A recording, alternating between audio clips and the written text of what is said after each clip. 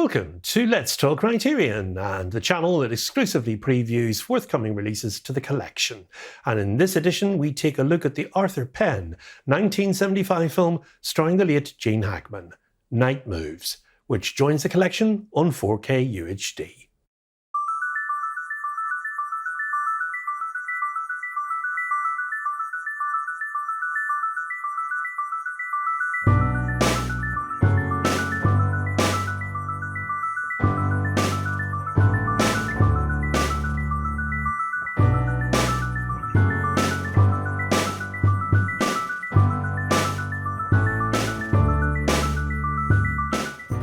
Every film fan was saddened to learn of the death of Gene Hackman alongside his late wife Betsy at their Mexico home a few weeks ago. Now, as I mentioned in a previous edition, Gene had a substantial body of work already behind him when he made Night Moves in 1975. He just narrowly missed out on his second Academy Award with his nomination for Best Actor in The Conversation.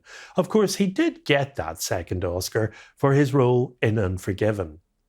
Now, in Night Moves, he is reunited with director Arthur Penn. He'd worked with him first on Bonnie and Clyde in 1967. Night Moves is a 1975 neo-noir thriller directed by Penn from the screenplay by Alan Sharp. It stars Gene Hackman as an ex-professional football player turned Los Angeles private investigator who uncovers a series of sinister events while searching for the missing teenage daughter of a former movie actress. The cast consists of Susan Clark, Edward Binns, Jennifer Warren, James Woods and Melanie Griffith in her film debut. And in a way, I've just about given away everything about Arthur Penn's brilliant neo-noir film Night Moves. And then again, I've given away nothing. Night Moves is one of those movies that's been largely overlooked for the past 50 years, at least by the majority of the movie-going public. It's a great film for many reasons, and I'll elaborate more on those in a moment. But it demands from the viewer, though, a patient and careful eye. It also requires at least 2 viewings to fully appreciate its wonders, and for a 50-year-old film, that's asking quite a lot nowadays. Yet the rewards you get are tremendous. Early on in the film, Harry accepts a case from Arlene Iverson, played in the film by Janet Ward, an ageing B-movie actress who wants Harry to find her 16-year-old daughter, Deli, Melanie Griffith, and have her brought back home to LA. Now, you get the feeling Arlene is probably more interested in keeping Harry around than releasing him to go find her promiscuous daughter. And when Harry names his fee for taking the case, Arlene barks, "You can get cheaper," Harry tells her. "But can I get better?" she asks. Harry's silence is telling. In many ways, Harry is a very smart detective, but in other ways, he's quite dumb, really. He learns early on that his wife Ellen, Susan Clark, is cheating on him, and then congratulates himself for confronting Ellen's lover, played in the film by Harris Yulin. Harry was a former football star, a good enough player to still be recognised by most of the people he encounters, and you'd think that type of recognition would bring him more clients, but yet the recognition and some of his athletic prowess brings him some interesting results. Harry is to get rough, for instance, with a sleazy mechanic named Quentin, played in the film by James Woods, who has a thing for Deli. Harry also learns more about Deli from a movie stuntman named Marv, played by Anthony Costello, who either bedded Deli, her mum, or even both. It's really not much of a spoiler to tell you that Harry eventually discovers Deli is living in the Florida Keys with her stepfather Tom Iverson, that's John Crawford, and his partner, the aforementioned Paula.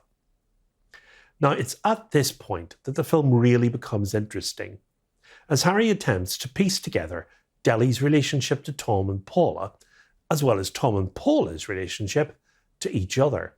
And is Paula interested in developing something with Harry? Her conversations vary from no-nonsense exchanges to cryptic late-night ramblings. Harry's not exactly sure what she's all about, but at one point he starts probing her for answers. "You're asking the wrong questions," she says. We realise that she is talking about the big picture. We also realise that Harry doesn't get it. Night Moves is all about a detective who's out of his element in so many ways. You could think of him as the classic film noir detective who gets lost in a labyrinthine case and can't find his way out. Part of that comes from his own lack of identity. He's no longer the football star he used to be. He can no longer maintain a close relationship with his wife, and he can't see what's right in front of him. And the problem is we can't see it either. You can't help feel from watching this movie that you're just as smart, maybe even smarter than Harry is. But you can't quite put the pieces together, which literally puts you in the detective's shoes. I admit I couldn't put them together either, and many other viewers have confessed exactly the same thing. Night Moves isn't so vague that you can't figure it out. But don't be surprised if you're wrong about a few things, or everything in fact, by the time the end of the film arrives. All of the characters, with the possible exception of Tom, are well drawn and developed, just enough for us to know everything we really need to know about them. Each character is also interesting enough in his or her own right to justify their own feature film. Yet this is Harry's film, and one of Hackman's finest performances, from a career stacked with one great performance after another. For instance, just watch how Hackman uses his eyes in this film. Just one look or a quick glance at something or someone conveys so much of Harry's character. Hackman knows Harry so well that when he changes the tone of his voice or speeds up or slows down, you pay attention because he's revealing something important. It's a brilliant performance that should have got more attention at the time. Night Moves was shot in the fall of 1973, but due to Melanie Griffith being just only 16 at the time, her underwater nude scenes were filmed. The movie was not released until 1975. The role of Ellen, played by Susan Clark, was originally offered to Faye Dunaway, but she turned it down to star in Chinatown. And I think we're glad she did. Dunaway had just split from one of the film's stars as well, Harris Yulin. Now, after a 2-year relationship as well.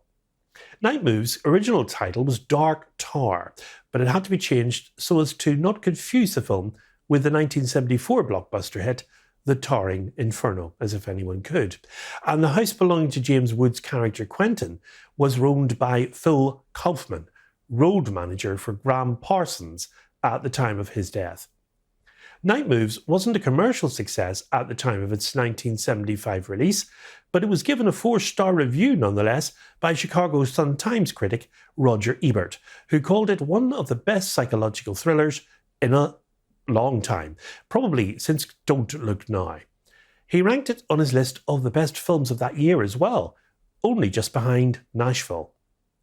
Night Moves comes to the collection as a 2-disc set with a 4K UHD of the film presented in Dolby Vision HDR and a Blu-ray containing the films and these features. New audio commentary by Matthew Asprey-Gear, author of Mosby Confidential. New audio interview with actor Jennifer Warren. Interview with director Arthur Penn from a 1975 episode of Cinema Showcase. Interview with Penn from the 1995 documentary Arthur Penn, A Love Affair with Film. The Day of the Director, that's a behind-the-scenes featurette. There's a trailer and an essay written by the critic Mark Harris. And the cover art is new and it's designed by Greg Manchess. Night Moves is a defining work of post-Watergate cinema, a silent scream of existential dread and moral decay whose legend has only grown with time. It has a running time of 100 minutes and it's in an aspect ratio of 185:1, and it comes to the collection as a 4K Blu-ray combo as Spine 1255.